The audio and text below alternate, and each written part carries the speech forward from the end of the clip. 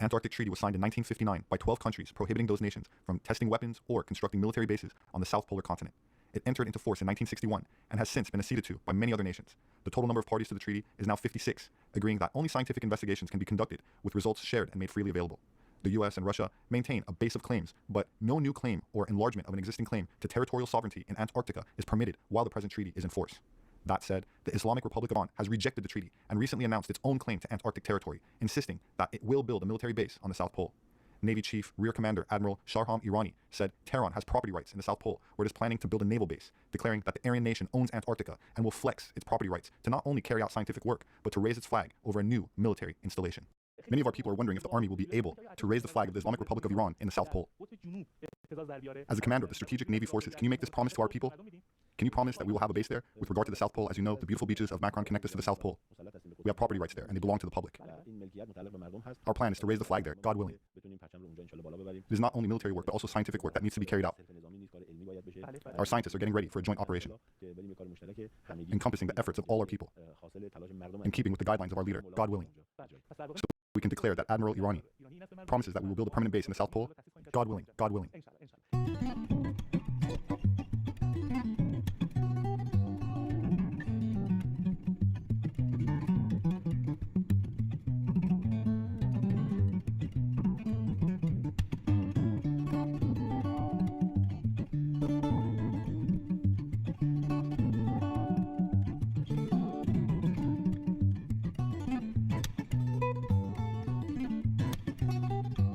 Ever since the early 20th century, Antarctica has been a point of interest for several world governments and secret societies, including the German National Socialists that sent several expeditions to the South Pole, with its third conducted in 1938, resulting in Germany annexing a part of eastern Antarctica in 1939, claiming what was formerly Norwegian territory known as Queen Maud Land and renaming it Neuschwabenland.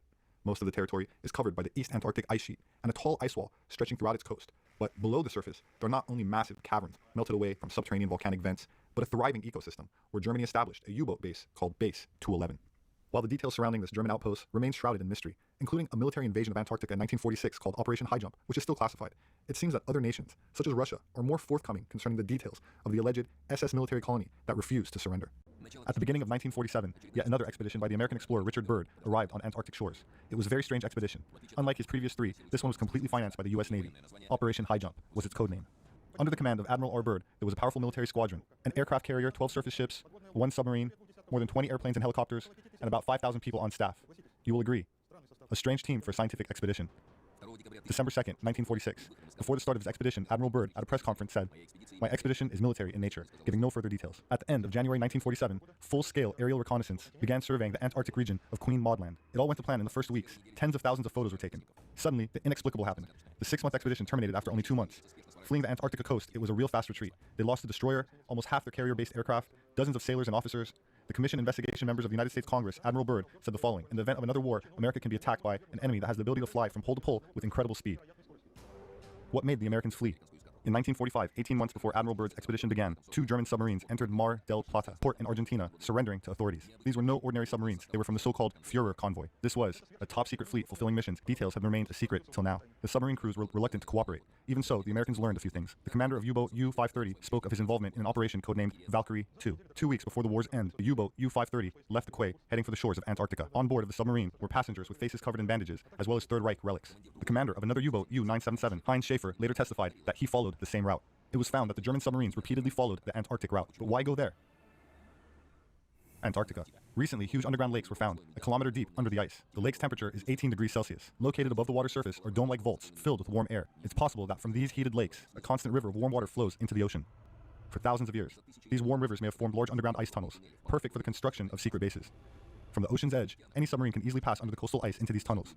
Here it was, a complete base, immune from storms and polar cold, totally hidden from outsiders, and out of the enemy's reach.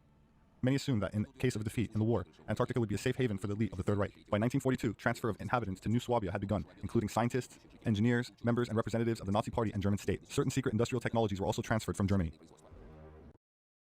January 10th, 2024. Remember this date, because this was the day the financial world shifted.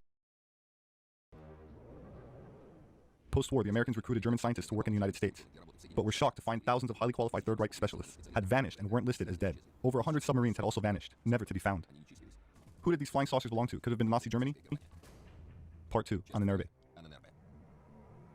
After the war, in Nazi secret archives, intriguing photos and drawings were discovered. They proved that German scientists were actually engaged in the development of disc-shaped aircraft. At the time, nothing like this existed. How had Nazi scientists managed to make such a technological leap? Ahnenerbe Society, the most mysterious organization in the Third Reich. Even now, the secret services of leading powers hunt for its secrets. But why? It's simple. This was the only known historical structure engaged in the study of the occult and mysticism to have state funding and support. No organization in the world had at its disposal such a volume of data or had such influence on the development of occult technology as the Ahnenerbe. The Ahnenerbe founders were drawn from the highest ranks of the Third Reich. Research on occult knowledge and paranormal phenomena by the Ahnenerbe received blessings from SS Reichsfuhrer Himmler, who not only acted on his own initiative but also with instructions from Adolf Hitler. Officially, the society was founded in 1935 and was intended to explore the historical roots of the German nation. Ahnenerbe, when translated, means legacy of the ancestors. However, the society's scope of interest was broader than ancient German history study. Third Reich leader understood an army size wasn't necessary to win future wars. Therefore, they adopted the so-called concept of qualitative superiority. Therefore, one can win a war with relatively low quantitative forces, while utilizing high qualitative forces to provide them with qualitative superiority. The Ahnenerbe brought in specialists in the occult, non-traditional, and paranormal knowledge in order to achieve a breakthrough in an area where their opponents would not be competent. Nazi ideology was based on the theory that in the past there was a powerful Earth civilization with access to secrets of the universe. Somewhere, encrypted and scattered, this higher knowledge was preserved. Specifically, they were tasked with reviving the superhuman in Germany. In their role as an ancient Aryan descendants, they were very interested in Atlantis. Their scientists believed it, the Aryan race's native home. Therefore, Germany was the rightful heir to Atlantean technological knowledge. According to the librarian from one of the Postansky libraries, in March of 1945, he witnessed Soviet troops approaching German territory. The Ahnenerbe were evacuating a library carrying away 140,000 volumes. The library catalog would be very interesting. It's possible that Ahnenerbe learned something incredible about Antarctica. They made the study of this continent one of the main Nazi leadership goals. Actually, the SS were after very specific knowledge. Studies were carried out concerning the paranormal abilities of employees of the Ahnenerbe. The results were recorded on personal files. When the war started, officers with these paranormal abilities, along with others who displayed paranormal skills, were merged into a single Ahnenerbe department. Unfortunately, there are no records on what this department was working on, or more importantly, what results were achieved. One of the main objectives pursued by the Ahnenerbe experts was the use of paranormal abilities to contact unknown beings. Part 3. Saucers. Secret Thule Society members, the Ahnenerbe's predecessor, among the selected were two experienced mediums or contactees, as we say today.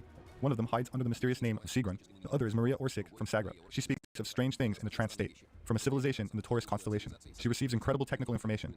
This knowledge shocked no one. On the contrary, it attracted huge interest, as it concerned the construction of an unusual flying vehicle, which could alter the flow of time around it. A step toward the dream of the secret society, a time machine penetrating deep into history, obtaining the knowledge of ancient high civilizations. It's no surprise concerning the well-known fact, namely most of the staff of the American Antarctic stations are personnel of the United States National Security Agency, employees of American military, technical, intelligence, electronic intelligence, and Central Intelligence Agency employees. These categories represent the main research personnel on American Antarctic stations. While the Russian documentary was informative, the next clip will tie together some of the loose ends. Jason Rice was a whistleblower and part of the disclosure movement about a decade ago, but is no longer active due to harassment and doxing, endangering his livelihood and family. I lost contact with him, but wish him well and would like to include him in this episode and thank him for his courage and contribution. 1930s Germany. The Germans, prior to World War II, were very interested in esoteric mysticism, as well as a wide range of alternative views on life and connections and energies. They scoured the entire planet looking for further clues and more information. The Germans decided, okay, well, they're saying that there's some technology down in Antarctica, so we should go down there. So in 1938-39, they had an expedition down there. The SS Neuschwabenland was the ship, and they carved out a particular area. And I think you'll see that the area they carved out is in Queensland, Queen Maud Land area on the map there. You'll see those orange pieces are actually mountains. So the entire boundary from a military standpoint, is essentially an offset. It gives them some property and protection and some defense in depth from the mountains where they ended up putting Base 211, the first one. So let's go through the timeline a little bit. They departed Antarctica in February 1939, so 1940s. Let's go through a little bit. They started building out and stocking their base in Antarctica so that they would be able to contain, feed, house upwards of 300,000 people. There were thousands involved with it. Most of them were native Germans, so that they could keep the information compartmentalized. Again, there's that word. They were able to use the geothermal properties underneath the mountains for their power source initially. Later on, they developed alternative advanced technologies, so they wouldn't have to rely solely on geothermal. But it was there. So around 1940, the Germans make their first visit to the moon in the Haunebu 1. And the same time period back on Earth was the period when the German Navy had commissioned some auxiliary cruisers, which basically are converted civilian ships. One of them was named Penguin, and the other one, surprisingly enough, was named Atlantis. Again, another interesting convenience. So during that time in the war, the Cabal was in charge and had resources in which they had loaned Germany money. Germany was paying back the loans. They had financed them through their rebuilding efforts in the 30s, as well as financing their military expeditions of the early 40s. What happened is that Germany decided that, hey, you know, we really don't need this central bank. We're going to instead start bartering with other countries so that we don't have to use a fiat centralized currency. Your opinion matters. We reward you for it. Survey Junkie pays out over $1 million. A fiat centralized currency. Well, this, of course, upset the central banks, and the central bankers decided to get other people involved, and voila, the world is at war. 1941, the U.S. declares war on Germany. Now, the same time frame was when they were working on building up their base, and so the U-boat activity after 1941, they were able to, well, their two auxiliary cruisers had been sunk by that time, but they had enough U-boats in which they didn't need any surface ships. So they were using the subsurface ships for transportation to and from their base. They had advanced technologies on their U-boats so that they didn't have to surface. They were also some of the first stealth technology that had ever been released. 1945 through 48, the Germans start infiltrating the Allies, and their purpose was to get people in place, and they started off with getting people in the military, getting people enlisted, getting people involved in politics, so that they could get them deeply embedded into the Allies' governments. The public portions that have been advertised are Operation Paperclip. Now, there's a lot of things that happened in 1947. In February, well, starting in November of 46, the U.S. government had sent a flotilla of naval ships down to Antarctica to test Antarctic operations. Now, given the amount of time between the end of World War II and the fact that they had close to 5,000 people down there, I don't buy that. The information that I'd gotten while I was in the SSP also didn't support that. So February, Operation High Jump ends, and they sail back to the United States, returning to Washington in April. President Truman issues his executive order in March, in which the loyalty of all federal employees would be evaluated by the FBI. This is when that started, for all federal employees having to go through background checks to test their evaluation for their loyalties. Now, at the time, the McCarthyism was running really hot, so they blamed it on the communists. But what was actually happening is that the Antarctic German infiltrators, that's what they were really after. Now, later that year, guess what happened in July? There's one that everybody should know, the Roswell event, that's right. Now, do you find it highly suspect that the same month that the Roswell event happened is also when the National Security Council and the CIA were created? Same month. Now, the CIA took over from the operation of State Security OSS, which was handled by the military. After the president enacted the CIA, it was now handled by civilians, which meant that the military was out. And they washed their hands of it, that's right. They were able to get the civilians in there so that the civilians could then control. September of later that year, Majestic 12 was created, again, for dealing with alien politics or alien recovered craft or technologies. Now, when Admiral Byrd left Antarctica, he took a message with him. Now, there are alleged reports that he made a statement to a newspaper about the threat and about an enemy capable of incredible feats. Well, the other message that he took with him was from the Antarctic Germans, in which they were requiring a meeting so that they could negotiate a truce, a ceasefire. Well, the Antarctic Germans needed to have some time so that they could build up their defenses. That's what they wanted to do. They had a fleet of anti-gravitic craft, but it wasn't enough to take on an entire globe of people or allies that would have been aligned against them. So they wanted some time to build up their forces. And they also knew that the allies had nothing that could compare to their technologies. This is a good time to interject with a short clip from Vladimir Terzisky, a controversial researcher who made significant contributions to this subject in the 1990s and mysteriously went missing in 2001. Ever since the United States entered the war, it became obvious to anybody who had some international cosmopolitan education in Germany that they would lose the war. To every German plane produced and flown in the air, there were 5 allies. We have seldom been told these statistics that the Germans had less than, about 1/5 of the planes. Probably the ratios of artillery, of tanks, and of other armaments were not much different. I mean, they were bound to lose that war. They didn't have the industrial capacity to match the Americans, the British, and the Russians. I mean, they were bound to lose that war. So they basically decided to lose the European war in order to win the South Polar War. And we see the seal of the first German Antarctic expedition, 1938-39. We see here quietly the oak leaves of this is oak, right? Yeah, the oak leaves of the Thule Society. It was under the sponsorship of the secret patronage of the Thule Society. The Germans were fascinated with the South Pole, the Thule people. When Greenland was still not under ice, there was a tall, blonde, Nordic-looking race that lived there, and later moved to the inner of the Earth, and still lives there, flying their saucers, much more advanced than their lagging, should I call them retarded brothers on the surface of the planet. And so it has been the secret dream of the Germans on the surface to find and to reunite with their more advanced Aryan brothers from the inner Earth, according to German and secret SS mythology. Much later, photographs appeared in the late 40s of the German colony in the Neuschwabenland from an altitude way above and beyond the altitude of the biggest stratospheric bombers at the time, which was about 10-12 kilometers. This is an altitude of 60, 70 kilometers, maybe 100 kilometers, basically Earth's orbit. And the speculation is that this is a photograph of the German South Polar colony from a saucer, from that height. There were German transport submarines that could hold 5,000 tons, that were 5,000 deadweight tons, which is about 2.5 times as much as the standard Allied Liberty-class transport ships. The Germans had 2.5 times bigger submarines than the Allies were building surface ships. These submarines were so huge they could carry bulk cargo, they could carry personnel, they could carry armaments, anything. They were building them in sections on assembly lines in several dry docks at incredible speed. And from 42 on, about 100 submarines were allocated for, quite a sizable number of submarines were allocated for service in the South Pacific, basically the South Pole colony. You can make contact with these civilizations and you do not need the government. We see countless The South Pole colony. Admiral Dönitz and the SS elite decided to start building the last bastion after the fortifications that they were building in the Alps, preparing for a last stand in 44 and 45. They obviously had one more line of defense, which was their South Pole colony. After the war ended, it became clear that about 100 of these submarines mysteriously disappeared. They were never scuttled, bombed, torpedoed, or surrendered by their crews. They just disappeared into thin air, a whole fleet of 100 submarines. Some of them resurfaced with skeleton crews of about a dozen men in Argentina after they departed from Kiel and with fully loaded with hundreds of people on board.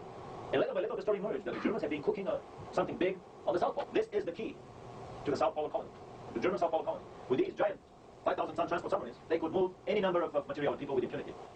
Some almost avoid rumors about Hitler being alive. Combined with our study of the German U-boat research and development, and Admiral Byrd's expeditions chasing somebody there in 46, 47, clearly show that a lot more is going on the South Pole than the media, the illuminated media here is willing to admit, the popular media. What exactly is going on the South Pole? Admiral Byrd lost in about 2 weeks most of his planes and retreated in disgrace and made an unauthorized interview which probably cost him his career. In Argentina, on his way back, quite probably refueling or reloading with supplies in an Argentinian port. He had the lack of political insight to make this politically incorrect interview, saying that I think the next world war will be with an adversary that comes from the polar regions and that has the ability to fly unobstructed from pole to pole. Clearly talking about the German South Polar presence and their ability to outfly anything the Americans could confront them with. Not only that, but when his generals proposed to smash all the Brits there, he said, no, gentlemen, you're missing the big point. We are not fighting, we are not in war with Aryans. We are not in the business of killing Aryans. Hitler was after a lot higher targets, goals of levels that border on the alien presence on the planet and the presence of celestial management structures that go way beyond the terrestrial small-time politics. So December, Operation Windmill was published as we're going to make our base down in Antarctica, which in actuality what it was is part of the negotiations between the Antarctic Germans and the rest of the planet. Guess what happened in the next year? Operation Mockingbird had its starts. So these all go back to a very busy 1947, 1948. Now, Frank Wisner was a member of the CIA and was put in charge of propaganda and the controlling of the media. After what happened with Roswell, they did not want to go through another incident like that. So they decided that they would take it on head first. Well, how do you do that? Well, you pay a bunch of people that are employees of mainstream media to do what and when and how and whatever you need them to say. Operation Mockingbird. Now, in 1972, it came out. Oh my gosh, that's 25 years later. Well, do you really think that it stopped just because it went public? No, it did not. So in February, Operation Windmill 2 was finished up, in which the Antarctic Germans reached a ceasefire with the Cabal. Now, they had expected a formal treaty to follow, and so what they wanted was, again, to buy some more time. So that was what happened in 1948. The ceasefire agreement established the Antarctic Germans as a sovereign nation. Their existence was to be kept secret. The reasons for that have to do with the Antarctic Germans were threatening to go public with advanced technologies, and the Cabal did not want that to happen because they wanted to maintain control. The other thing that the Cabal had going for it at the time was that if the Antarctic Germans had gone public, there is a very strong possibility that the rest of the globe, the personnel, the citizens would have said, you know what, even if it means nuclear annihilation for us all, let's get rid of those Nazis once and for all. So they kept it secret because the politicians knew that they may not have a choice if it went public. They would be out of their control from the citizens of the planet. They established their embassies. They have at least one senior executive and thousands of corporations. Now, what kind of corporations? Now, we're talking about Ivy League schools. We're talking about engineering research schools. We're talking about defense contractors, agriculture, medical, research hospitals, banks, everything imaginable.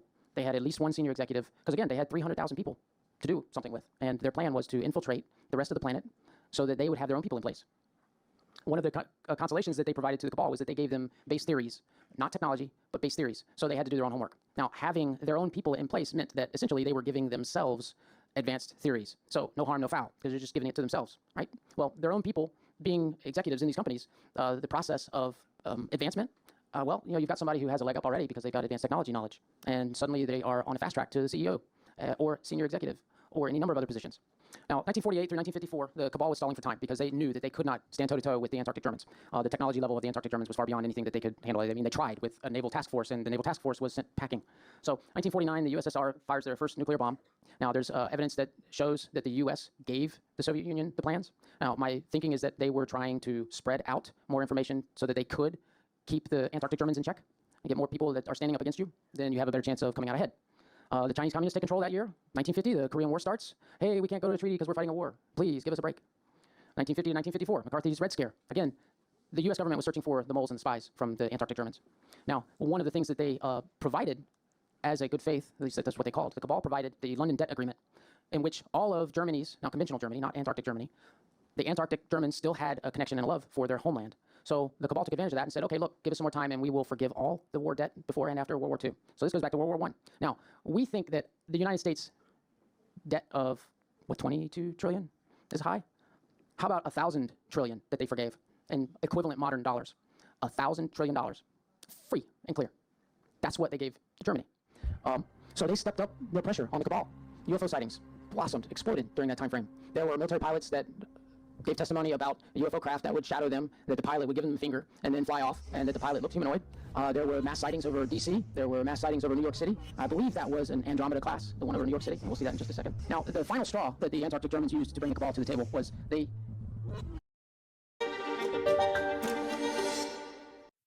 Do you see the tiny sheet? did a nuclear demonstration strike on a heavy cruiser, coincidentally on its way back from Bikini Atoll during the U.S.'s nuclear testing. The Antarctic Germans exploded a nuclear weapon close enough to affect the heavy cruiser from the EMP.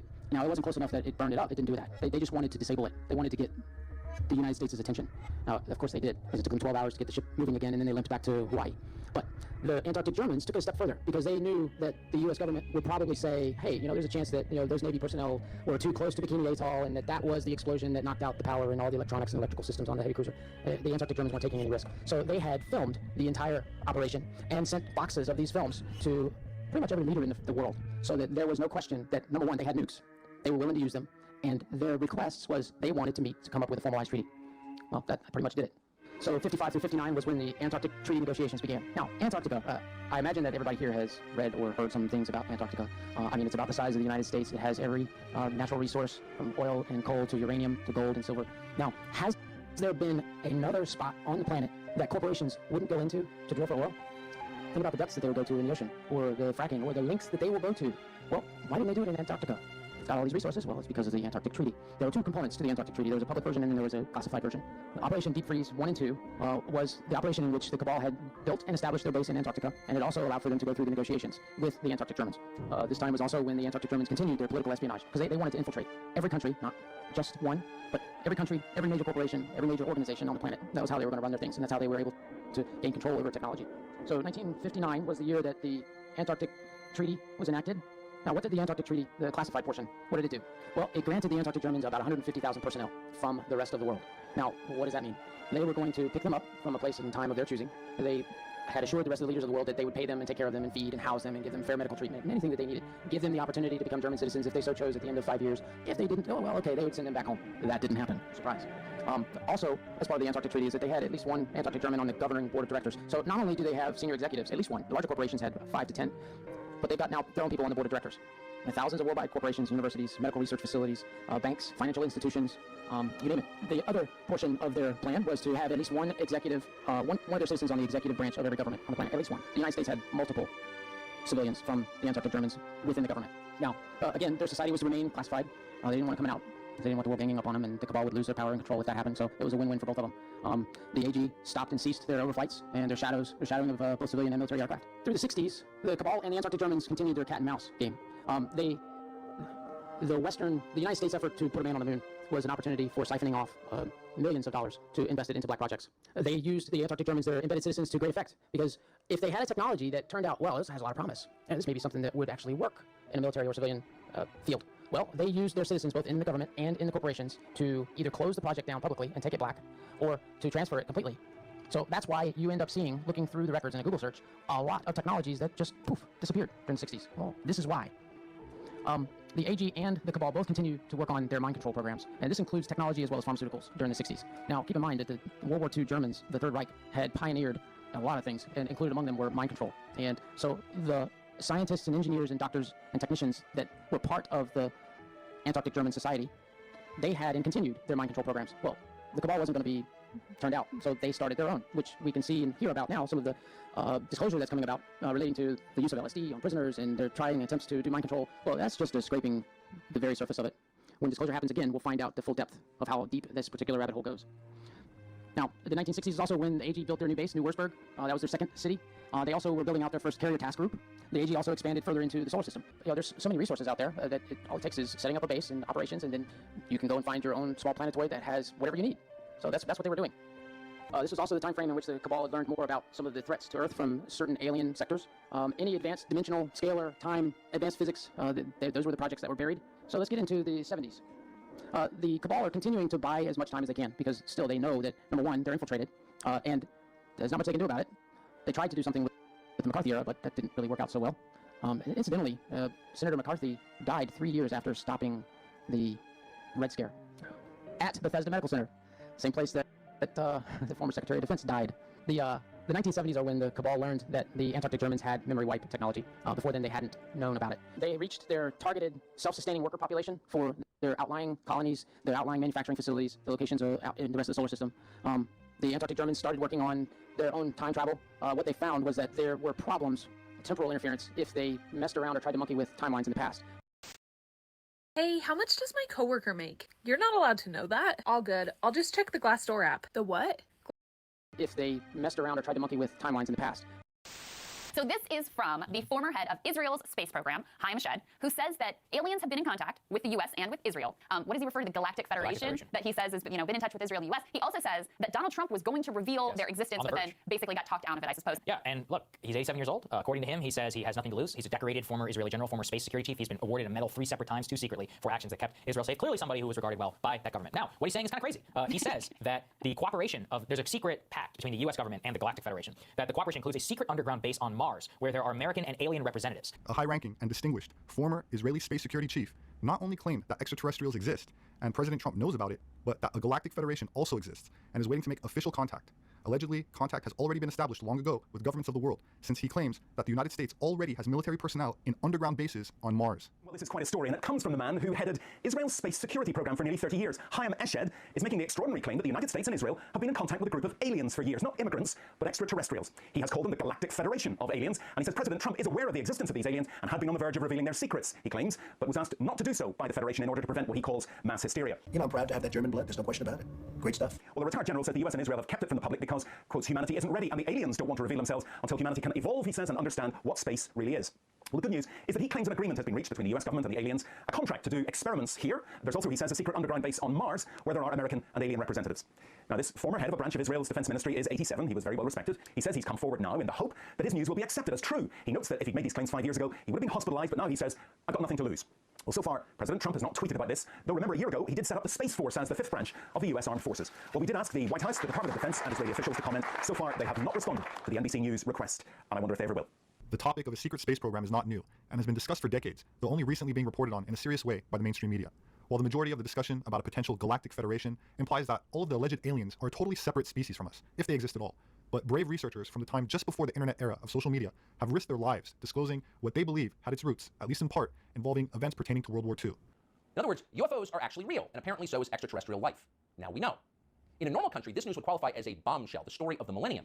But in our country, it doesn't. So 1980s was also the same time frame that Voyager 1 and 2 were passing the Jupiter-Saturn area. And one of the things that Voyager 1 did for the Cabal was it informed them just how much build-out the Antarctic Germans had, just how much infiltration alien races were making into our solar system. It scared them. They didn't realize just how much the Antarctic Germans had built out. In our obsession with antagonisms of the moment, we often forget how much unites all the members of humanity. Perhaps we need some outside universal threat to make us recognize this common bound. I occasionally think how quickly our differences worldwide would vanish if we were facing an alien threat from outside this world. And yet, I ask you, is not an alien force already among us? And so they altered their plans for world domination to speed up the timeline. Originally, they were thinking that they would do it over a period of a century or more. Well, they shortened the timeline to make it happen faster. Now, the reasons and how they did that was by you create a disease and you create the cure at the same time. You poison the food. You dumb down the education system. You keep promoting a fiat currency system. You conduct false flags so that the people ask for more security, so that the people are wanting to have a security state. So eventually, that's what they were wanting to do, is to get under a single despotic one world government. What it turned out that was happening through these false flags was they were setting up cabal operations. If you can imagine they were trying to set up the planet for a cabal-like operation. They didn't want to wait 100 years or more to reach a single world government, so they sped it up. They made it go faster. That was the reason behind the war and all the losses. So the whole purpose was to speed up the one world government process by the techniques that they used. The 1990s, the moving of the Antarctic Germans, of the majority of their civilization and their R&D and their manufacturing off planet, now changes them over to the Mars Germans. So just that's my term. The people that I met while deployed just referred to themselves as Germans. So, but this is just my terminology for keeping track of it. Mars, a cold, lifeless place, yet just a few meters beneath the surface, a secret underground base hums with activity. American astronauts walk the hallways of the secret base, talking and exchanging research notes with aliens from another planet. This might sound like the opening to a fantasy novel, but according to one of the most credible individuals in the world, it's our present-day reality. In fact, cooperation agreements have already been signed between the U.S. and these aliens, resulting in a research laboratory on Mars itself, where American astronauts work side by side with extraterrestrials. Which brings us back to alleged Antarctic Germans and Iran. Of course, the relationship between Germany and Iran has always been close, leading some to speculate that what is being reported regarding the recent Iranian military interest in Antarctica is only scratching the surface. While it might be a stretch to say that Iran's military interest in Antarctica has anything to do with a German breakaway civilization, even if one still allegedly has a polar presence, a more likely scenario may be in regards to its close Russian ally, which also maintains military bases on both poles, with 6 scientific research stations in Antarctica alone. That said, in December 2023, the Islamic Republic claimed it was building smart cruise missiles for its naval arsenal, which has some Western military and intelligence analysts concerned, given that Russia publicly claims to have the most advanced hypersonic missile systems in the world. While Russia signed the Antarctic Treaty, which became effective in 1961, barring it from expanding its military bases at the South Pole, Iran is not a signatory of the treaty. The rhetoric of a potential military escalation between Russia and the West involving advanced weaponry has also been renewed with the circulation of an alarming scenario put forth by Margarita Simonian, editor-in-chief of the Russian state-controlled news broadcaster RT. The following clip that I'm about to narrate was translated by Russian Media Monitor that provides curated clips broadcast by Russian state media for the purposes of analysis of state-controlled propaganda, as well as the coverage of newsworthy information provided on the shows. Translation and exhibition of this material does not constitute approval or certification as to the validity of the statements made by the highlighted shows.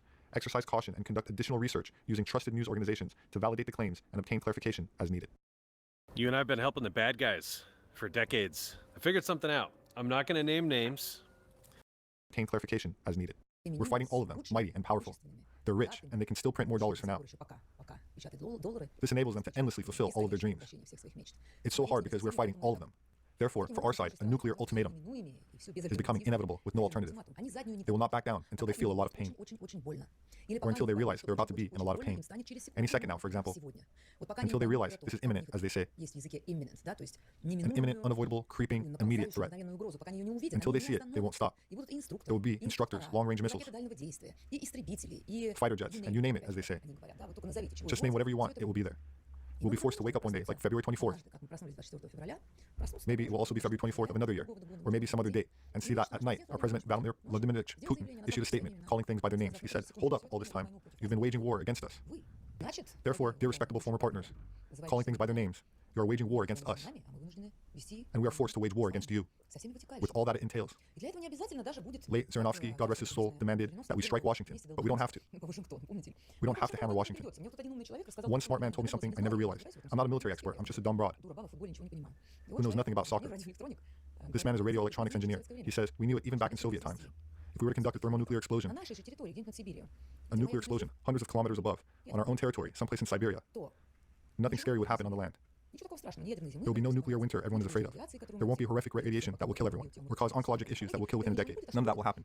What will happen is it will disable all radio electronics, everything digital, all the satellites. This camera, with which I'm filming right now, the phone lying next to me. We will return to the year 1993. Corded phones, using coins in the phone booth. Let me tell you, we lived amazingly well. I will even be glad. At least I will no longer have to explain to my kids why everyone else has gadgets except for them.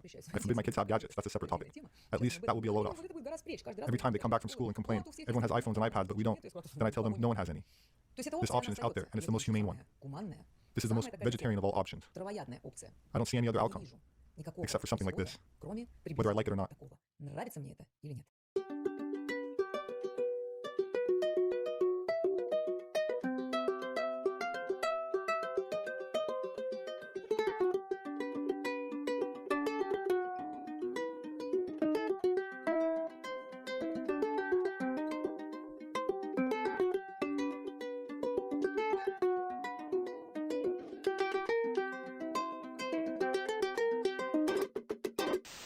A local taste of the great outdoors right in the middle of the San Fernando Valley. Well, tonight Sky 9's Desmond Shaw takes a look at Lake Balboa Park, which has become a popular destination for many families across the Southland.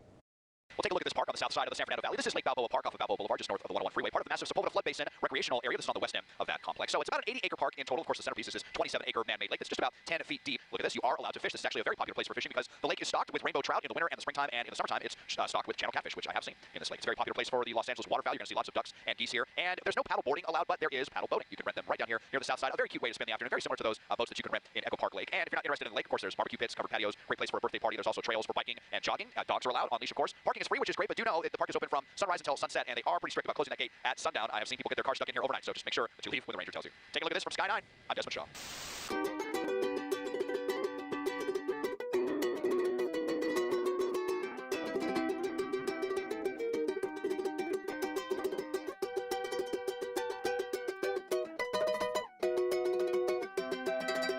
My name is Robert Sepper. I'm an anthropologist. My published work is available on Amazon and through all other major book outlets. If you'd like to support my work, you can do that through patreon.com. There should be a link in the description. Please subscribe for future updates. Leave your thoughts below. Have a wonderful weekend, and I hope to see you again soon.